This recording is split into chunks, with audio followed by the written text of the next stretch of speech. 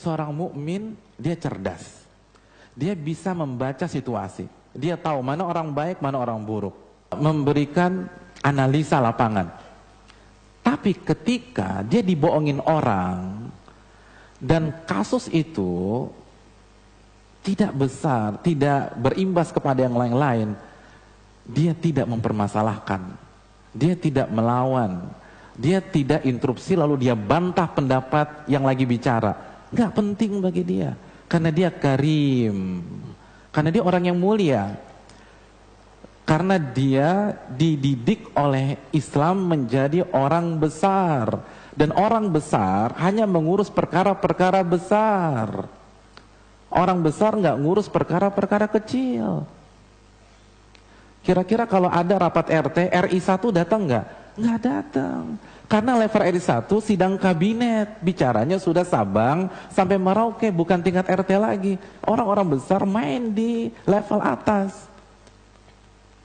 Tanpa mengurangi hormat kepada Pak RT dan segenap kabinetnya. Tapi jelas itu faktanya.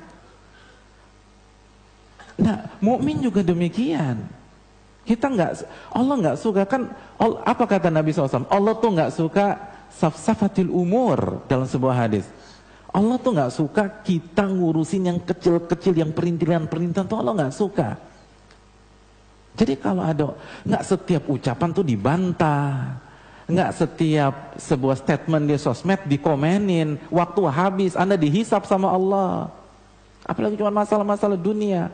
Bukan berarti tidak boleh ya, tapi yang sekarang terjadi udah kebablasan.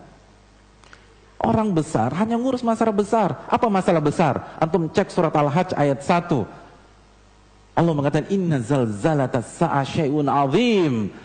Huru-hara hari kiamat itu masalah besar, kata Allah Subhanahu wa taala. Orang besar hanya ngurus masalah besar. Kita harus berpikir apa yang bisa kita jawab pada hari itu. Bagaimana kita berhadapan dengan Rabbul Alamin? Apa alasan kita kalau Allah bongkar semua skandal kita? Itu masalah kita. Adapun masalah dunia, dibully, digibahi, nggak usah antum pikirin.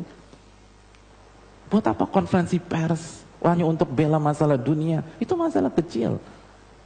Masalah kecil itu masalah dunia. Bukan saya mengatakan, Nabi yang mengatakan laukanatid dunya ta'dilu indallahi janaha ba'udah masaqa kafira syurbata ma. Kalau dunia itu senilai dengan 1 dari 2 sayap nyamuk, orang kafir tidak akan Allah berikan minum. Sehingga maksudnya apa? Maksudnya ketika kita melihat orang kafir bisa menikmati dunia, bahkan orang terkaya pertama di dunia orang kafir, orang terkaya kedua di dunia orang kafir, itu menunjukkan dunia nggak ada artinya dan lebih rendah dari 1 dari 2 sayap nyamuk. Itu masalah rendah. Jangan sampai membuat galau hati kita. Jangan sampai seluruh pembicaraan kita di sosmed gara-gara dunia. Jangan masalah gara-gara dunia akhirnya bantah-bantahan sama orang. Sesuatu yang nggak berharga nggak usah dihargai, diketawain orang. Nggak semua bully ditanggapi, nggak semua fitnahan ditanggapi. Makanya Nabi difitnah 13 tahun, nggak pernah ada press conference tuh. Mohon maaf saya Muhammad itu nggak benar, saya dibilang dukun, ini data medis saya normal semua, nggak ada. Nggak ada data medis, nggak ada tes DNA, nggak ada ini, nggak ada itu, enggak. 13 tahun difitnah orang gila, difitnah dukun, santai. Dunia itu kayak parfum aja, antum pakai, jangan antum telen, mati antum, keracunan. Oke. Iya, antum keracunan. Kalau antum masukkan ke dalam diri antum keracunan. Antum pakai aja. Orang mukmin itu nggak bahas masalah rendahan, nggak penting bagi dia. Tapi kalau udah bicara dosa, bicara adab kubur, bicara berhadapan dengan mungkar dan nakir, iya, dia pay attention di sana. Dia akan dengar. Dia tahu dia akan berhadapan dengan Allah. Di benaknya ada sebuah hadis riwayat Imam Tirmidzi, la tazulu qadama 'abdin yaumal qiyamah hatta yus'ala an arba. Tidak akan beranjak kaki seorang hamba kecuali dia ditanya tentang 4 perkara. Wa an umrihi fima afnah. Dia akan ditanya tentang waktunya, usianya bagaimana dia habiskan. Dalam riwayat wa an syababiha fima ablah, dia akan ditanya tentang waktu mudanya. Itu waktu muda dari balik sampai 40 tahun akan Allah bongkar sehabis-habisnya.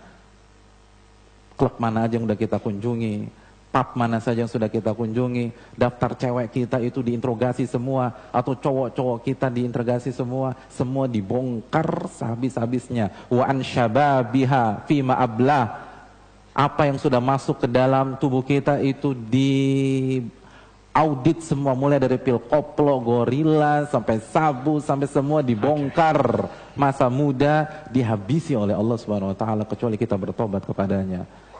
Jangan senyum ketika Anda bermaksiat kepada Allah. Memang Allah kasih delay, nanti kena. Kalau mau senyum nanti di akhirat. Sekarang ada gunanya. Seorang mukmin dia tahu itu, makanya masalah-masalah ini nggak penting. Yang terpenting adalah bagaimana hak Allah Jalla wa'ala, bagaimana hak Rasul Sallallahu Alaihi Wasallam, bagaimana hak orang tua, sudah saya tunaikan atau belum.